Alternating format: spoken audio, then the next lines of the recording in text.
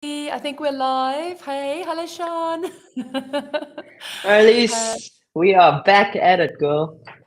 Good, so good, so amazing to be with you again. Clockwork every Tuesday. I am Marilise de Villiers-Basson, and I'm joined by Sean Caudry.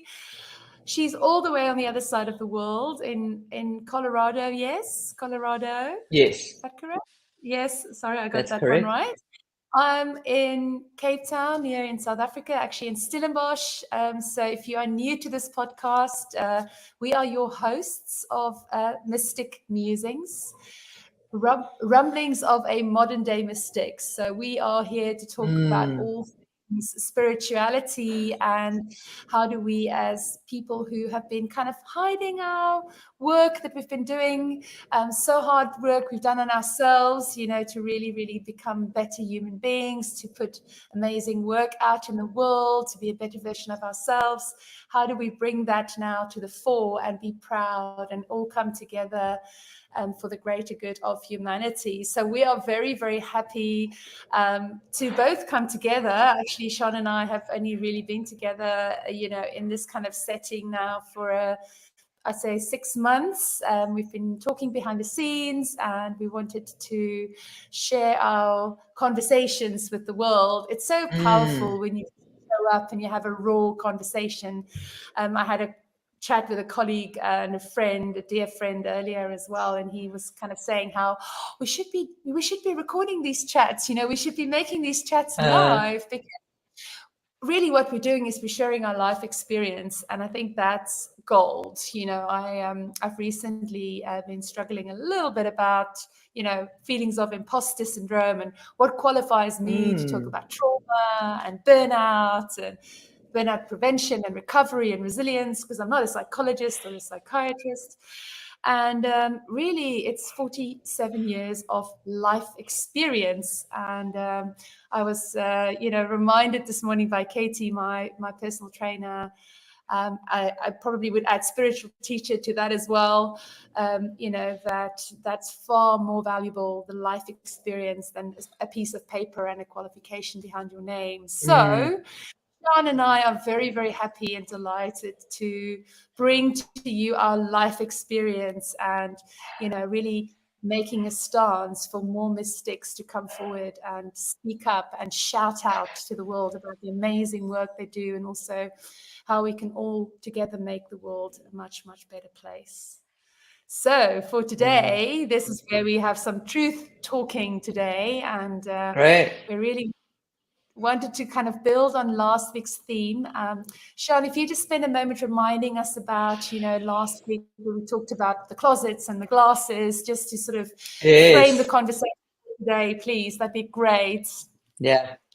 Super. So relevant, especially at the moment. It's a terribly exciting time. And last week we were talking about what are the kind of glasses that you're looking at the world through. So importantly, what that means is if you look at the world through blue lenses and blue colored glasses, you're going to see the world as blue and everything's going to be tinted blue. And we're just talking around how we had been filled, and through our lives we've been filled by other people's beliefs, other people's, especially growing up, other people's thought process, giving us information or feeding us information and feeding us the way that the world works and how it works, but very much through their lenses of belief, their lenses of values, their thought process, their interpretation of the world, and their interpretation of the lenses through which they look. And so we inherited a lot of those beliefs and therefore colored lenses. Just think about your beautiful parents, for example, if you had parents or significant others, depending on your life circumstances.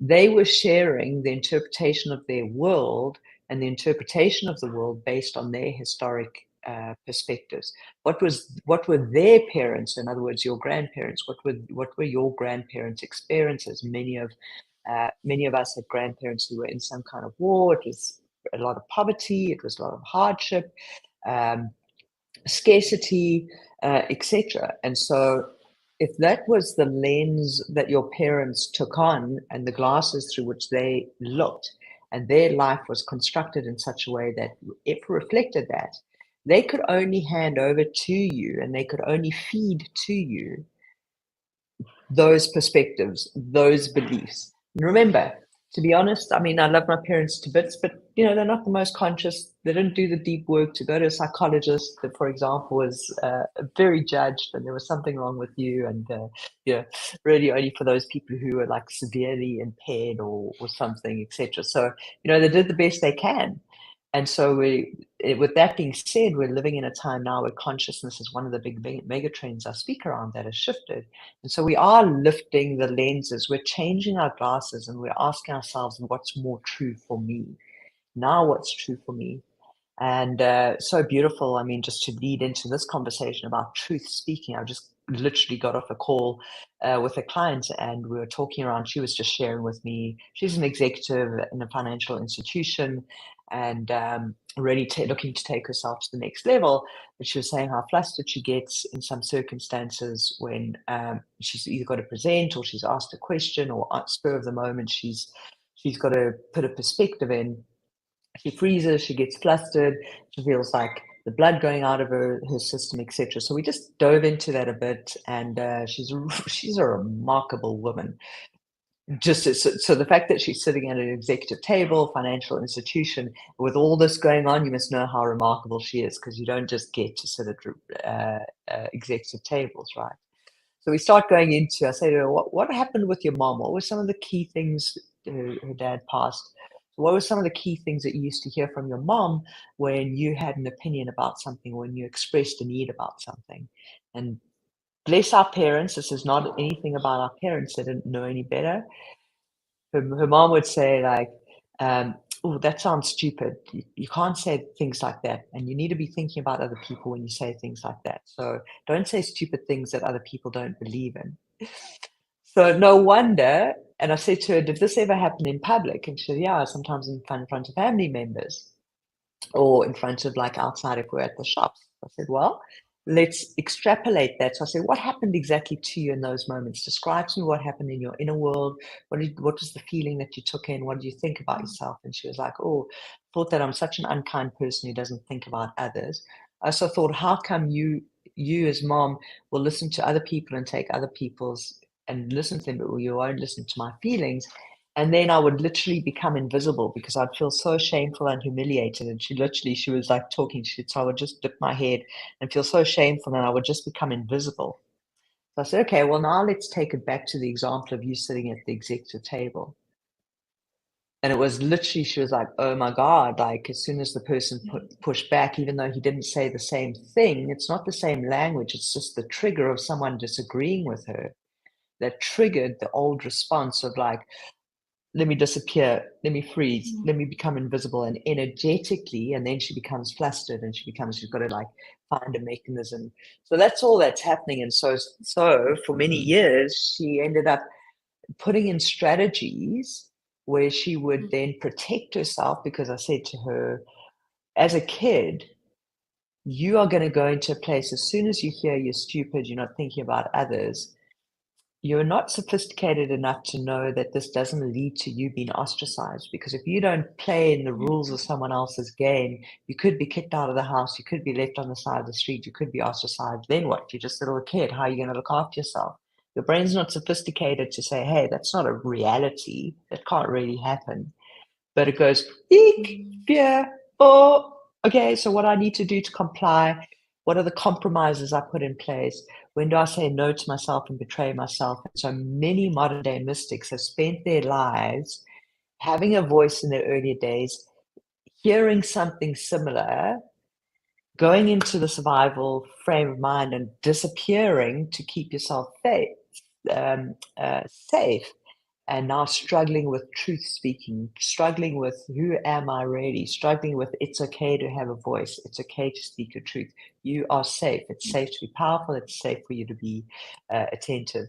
And so this is really the basis of the conversation today, and how quickly we dissolved that in our session. And she's can't wait to do the next presentation and had a whole different view of herself. But this is truth speaking. So with those coping mechanisms and strategies of either flight, fright, or freeze, so she would go into a freeze response where literally she would just like to avoid the feeling of humiliation. for that to be dissolved so that she could now come into the expression of the truth of who she is. But those coping strategies of flight, fright, freeze meant that she would disconnect from the feelings of truth, of resonance, of the truth of who she was from her heart, and then speak into those truths. And so that's part of what a lot of modern day mystics are experiencing, is the inability or the coming home to, how do I feel what's true? How do I have a full body true yes, a full body true no, and it's okay to say no, etc. And there's a whole lot of things that are mixed up in that. So that leads into the conversation for today, truth speaking. Yeah. Yeah, I love that. And I just want to, for a moment, I want to take that example and I want to take it through the 4-step roar process, which is my process for having courageous conversations with yourself and with others. So there's the inner roar process, and that's all about, you know, that moment you have that fight or flight or freeze response, you know, where you recognize what's happening. So what's happening in your thoughts, what's happening in your body, recognize it. Observe is the so ROAR, recognize, observe, assert, redirect. So if you observe, you really stay present with it and you allow, and then you really, really feel it. I love what you've just said about full body yes, Sean, because I think that for me is allowing the full body feeling, regardless of whether it's a good or a bad feeling, because I think, you know, that's where we typically block things out. That's typically where the fight, flight, freeze response come in. And then I guess it's taking that, making that choice, making that decision to then assert and to redirect that conversation to say, okay, well, I'm having a truth talking conversation with myself. And one of the key questions I say is, ask yourself, how do I know that that's true? When that emotion comes up, when that feeling comes up, when that thought comes up, when you recognize it, when you observe it, how do you know it's true? And often it's not. More often than not, you know, and that's the thing which we have, that's a habit, that's a muscle that we've got to practice and develop, is catching our thoughts, standing guard at the doors of our minds to catch our thoughts, the 60,000 odd thoughts that we have a day, of which 75% typically are negative thoughts, you know. So once you catch that thought, it's really about what do you then choose to do with it.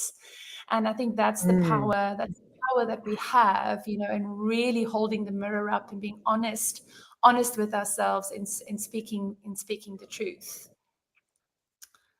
Yeah, so great and so relevant. And so let's talk for a minute on the full body yes, because this is one of the biggest things that many people who are in this space will need to become attuned into learning. What is their full body? When I say full body fuck yes, and your banana no. It's like, that's an absolute no. That's a definite sacred yes. Yeah.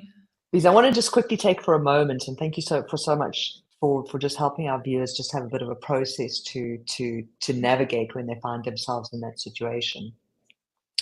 But just for a moment, what I want to just surface and position for everybody here is that your heart knows the quickest way to your destiny, not your mind, not your mind. Your heart knows the quickest path to your destiny. What we've just described here is the brain will automatically want to predict the future. And this is one of the reasons people struggle so much with change, because that past experience, for example, that I've just shared with my clients. So the lens through which you would look, let's say, was the lens of being shamed in public for having an opinion, for speaking truth. And so we can all relate to this.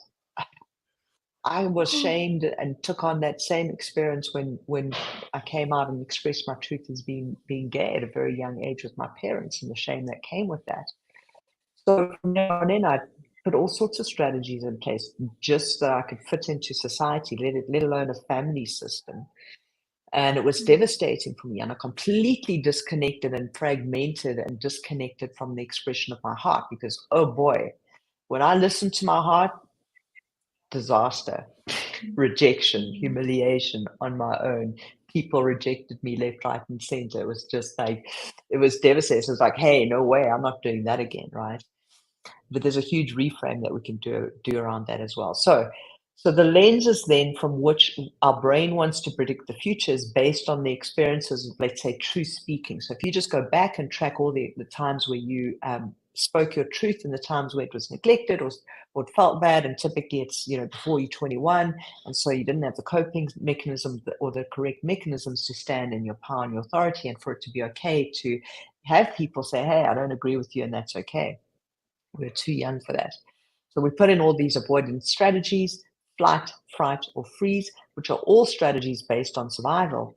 And so when we wear those, let's call it green tinted glasses of survival strategies, and now we're sitting as an adult, quite capable of looking after ourselves, quite capable of having an opinion, quite capable. We've got a PhD in life, like Maradi said, and that more than anything qualifies us for an abundant life. It qualifies us for, well done to everybody, patting your back, like for sitting here listening to this.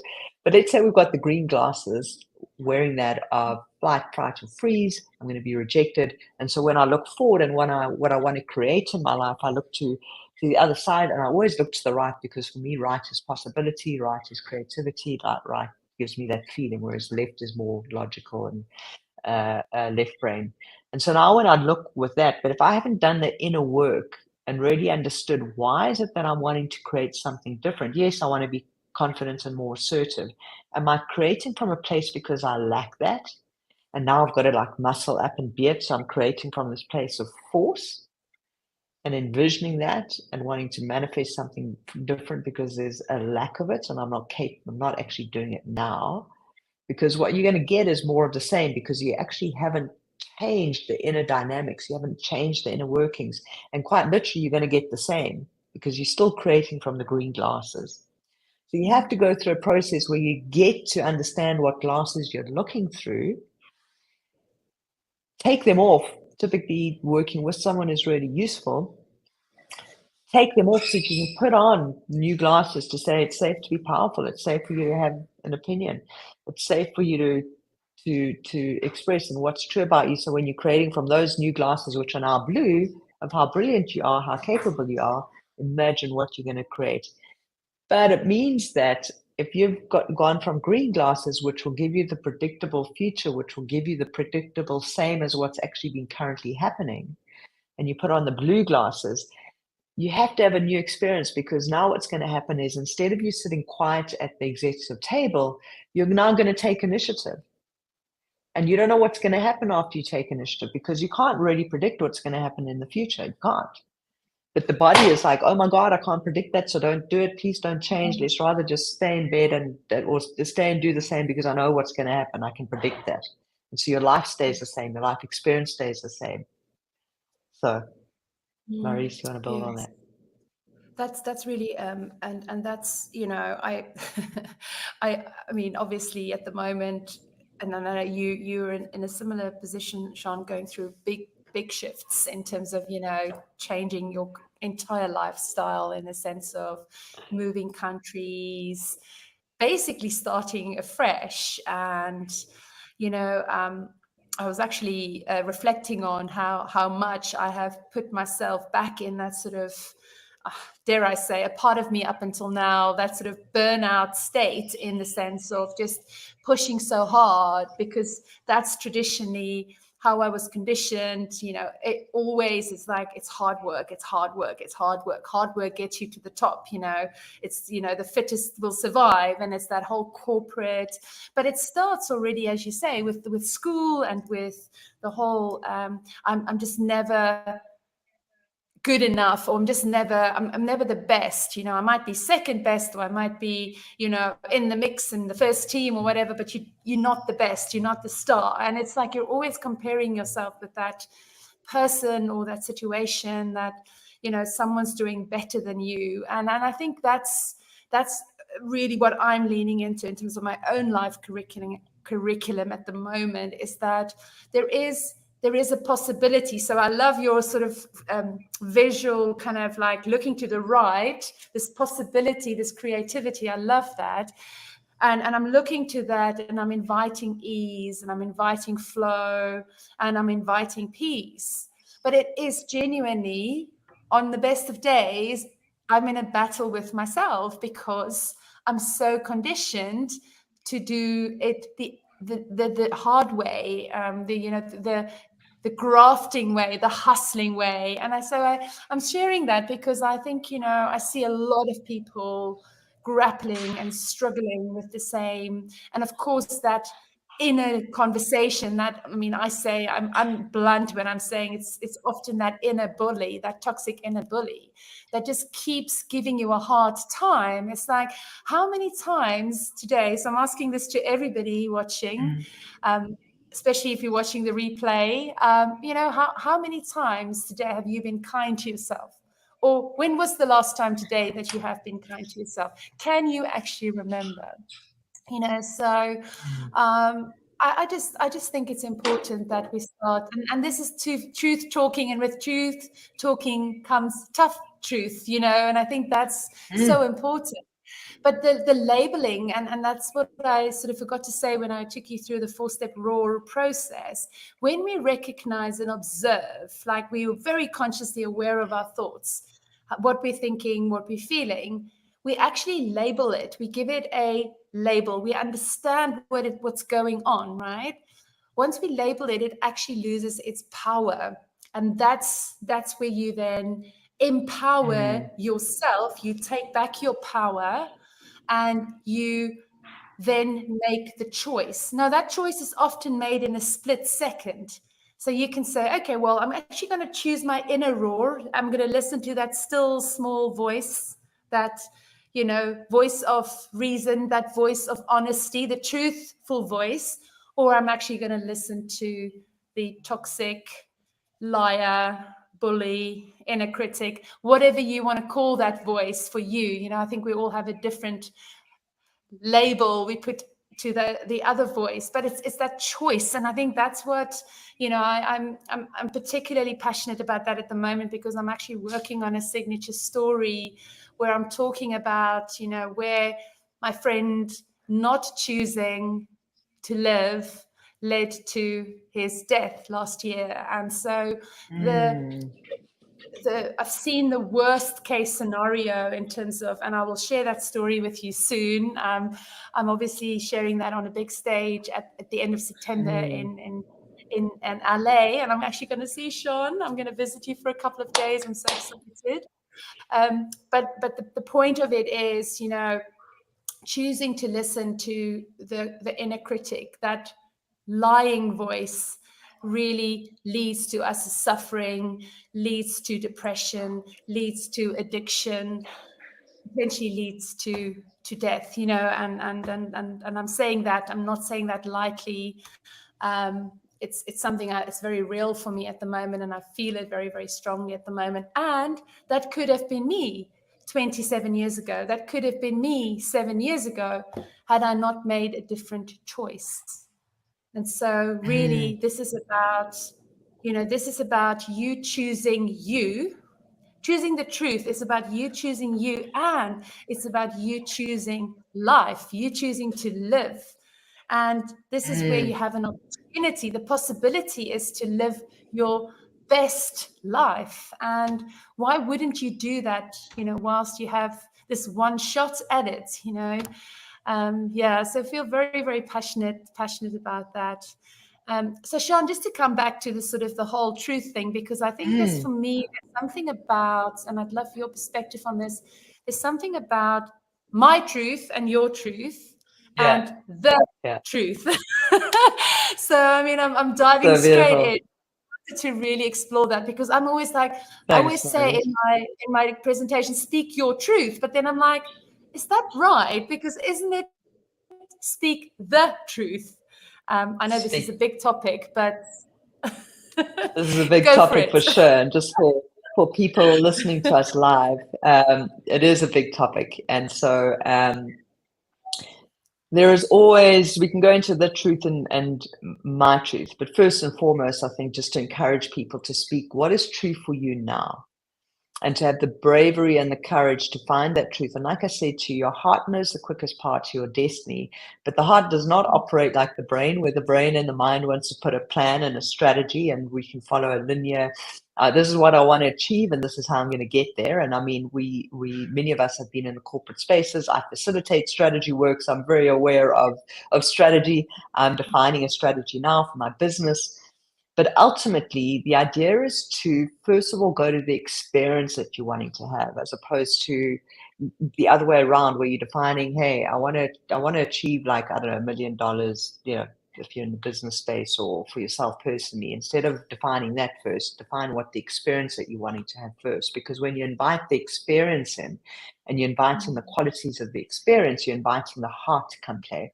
You're inviting your higher consciousness and your higher mind to come and play. Because that is, like I say, if intuitively $1 million is what you're wanting to create, or the experience, or what you're wanting to have, go to, okay, what's the experience that I actually am wanting to create? What I'm actually wanting to create is create a lifestyle, or a life that is free. I want a business that's filled with clients. I have a waiting list.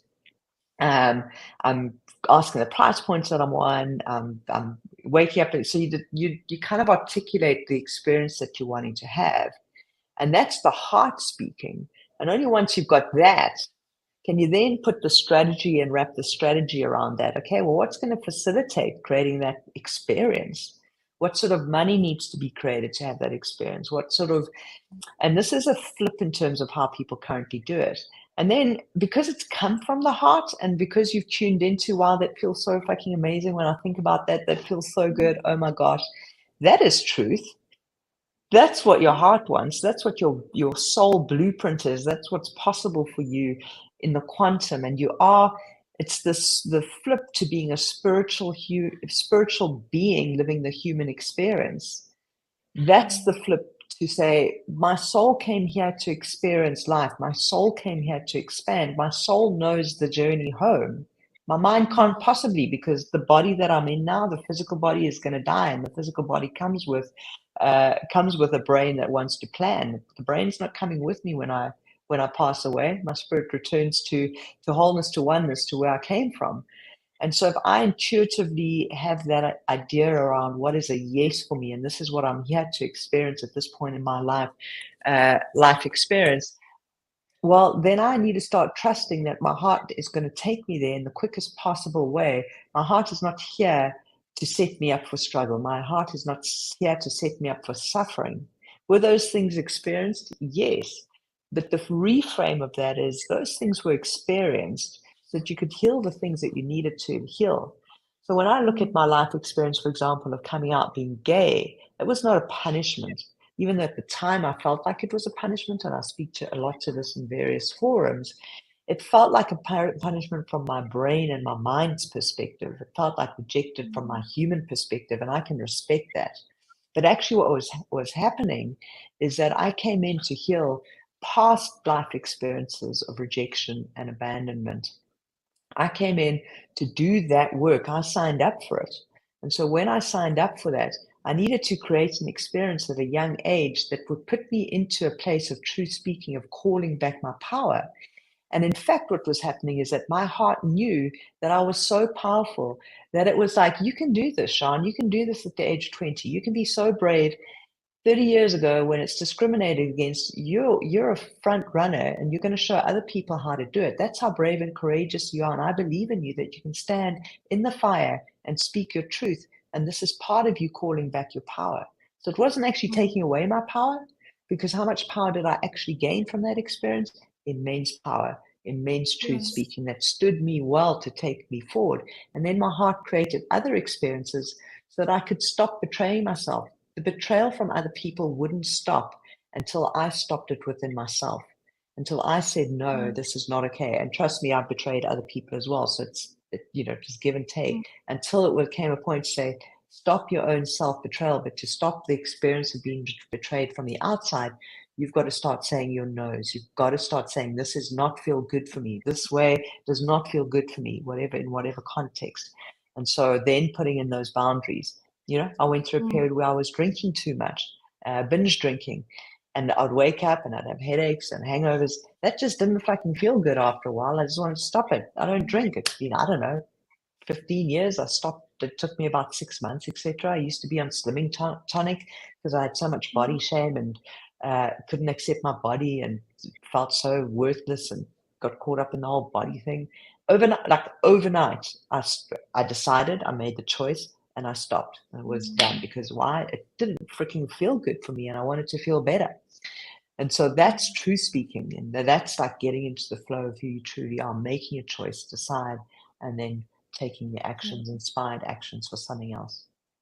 Yeah, I love that, and I'm particularly reflecting on the powerful reframe in terms of, you know, just really about in moments, in very defining moments, you can have that powerful reframe. But it's you know, I think it's sometimes something which. And I think we're probably not going to have time today, but to set sort of the conversation for next week, and sort of we'll talk more about my truth, your truth, and the truth.